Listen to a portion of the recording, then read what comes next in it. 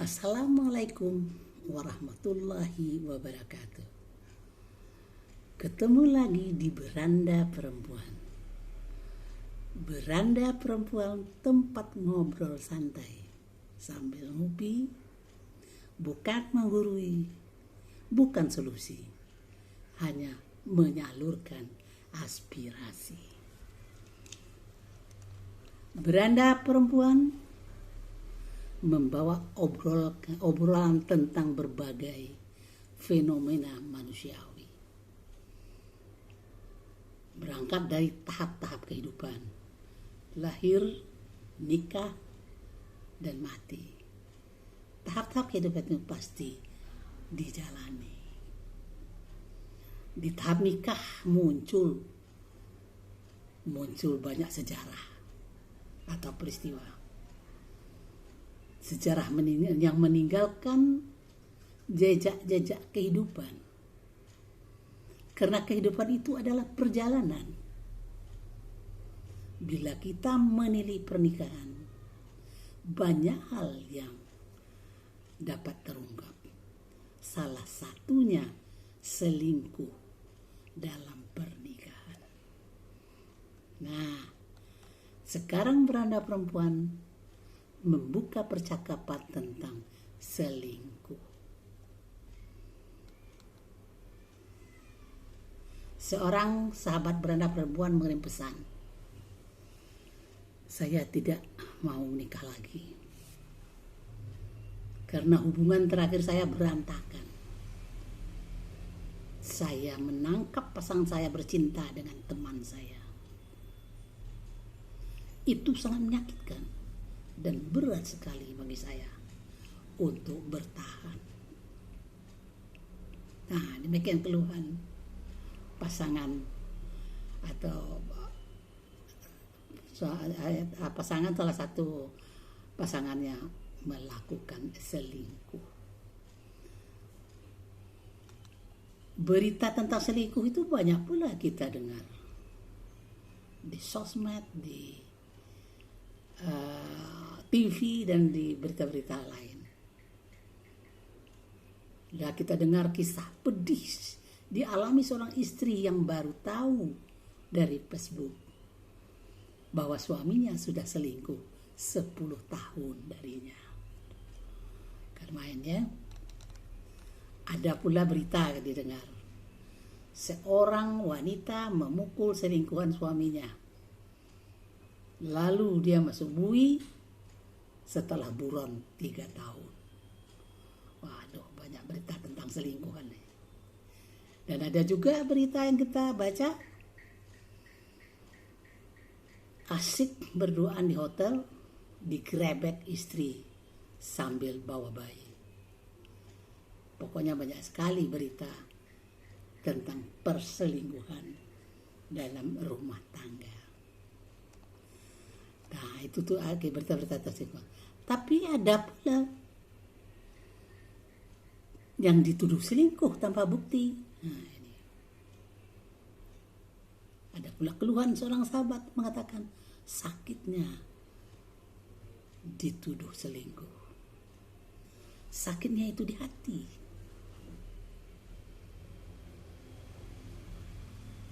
Gitu dia menyampaikan perasaan hatinya. Tuduhan selingkuh baik oleh istri maupun oleh suami terhadap pasangan yang merupakan sikap yang berpotensi menciptakan hubungan beracun atau toxic relationship. Jadi tuduhan tidak berdasar, tuduhan tidak ada buktinya, itu tuduhan yang berpotensi untuk membangun hubungan beracun dalam rumah tangga. Hubungan ini tidak sehat, tidak menyenangkan, tidak aman, penuh konflik, merusak fisik dan emosi.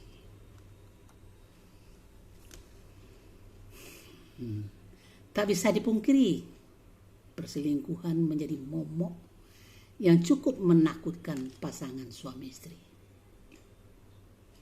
banyak kasus perselingkuhan terjadi dengan berbagai alasan.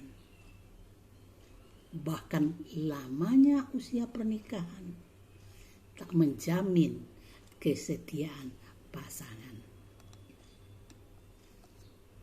Jadi badai perselingkuhan itu bisa datang kapan saja. Namun demikian jangan paranoid. Jalani rumah tangga secara alami. Tak perlulah banyak teori. Jika ternyata suami ketahuan selingkuh, jangan langsung emosi. Coba cooling down dulu. Lalu lakukan investigasi atau penyelidikan. Jadi sesekali jadi detektif, melakukan penyelidikan. Langkah-langkahnya penyelidikan itu bagaimana? Coba kita lihat. 1, selidiki kebenarannya. Kemudian pahami bagaimana suami berselingkuh. Lalu tanyakan dengan tegas apa maunya. Dan selanjutnya pertimbangkan dengan matang sebelum membuat keputusan. Jangan memutuskan apapun dalam kondisi emosi. Jadi kalau udah sakitnya ketahuan pasangan selingkuh, kita masih juga disuruh berpikir. Pikiran akan mempertimbangkan berbagai hal. Seperti apakah Anda telah memiliki anak? Adakah Anda cukup mandiri untuk tidak menggantung hidup dari nafkah suami? Apakah Anda masih mencintainya dan ingin mempertahankan hubungan? Apabila Anda masih mencintai suami dan ingin tetap mempertahankan keutuhan rumah tangga, maka tak ada salahnya memberi maaf. Beri maaf, beri kesempatan pada suami untuk memperbaiki diri. Namun mintalah ia berjanji untuk tidak lagi mengulangi perbuatannya. Perselingkuhan biasanya muncul sebagai gejala dari hubungan yang sudah bermasalah. Masalah di dalam pasangan keluarga itu, dalam rumah tangga itu bisa masalah komunikasi, bisa masalah kejenuhan, bisa masalah finansial, atau memang kedua pihak sudah tidak saling peduli. Mengakhiri percakapan kita, janganlah main-main dalam memutuskan tindakan yang diambil dalam masalah perselingkuhan. Karena di sana ada masa depan yang dipertaruhkan. Bercerai memang halal di mata Allah, tapi sangat dibenci. Anak akan menjadi korban bila orang tuanya bercerai. Anak korban talak atau korban perceraian orang tuanya akan terbaring dalam penderitaan. Demikian obrolan santai di Beranda Perempuan. Kita ketemu nanti dengan topik yang lain. Assalamualaikum warahmatullahi wabarakatuh.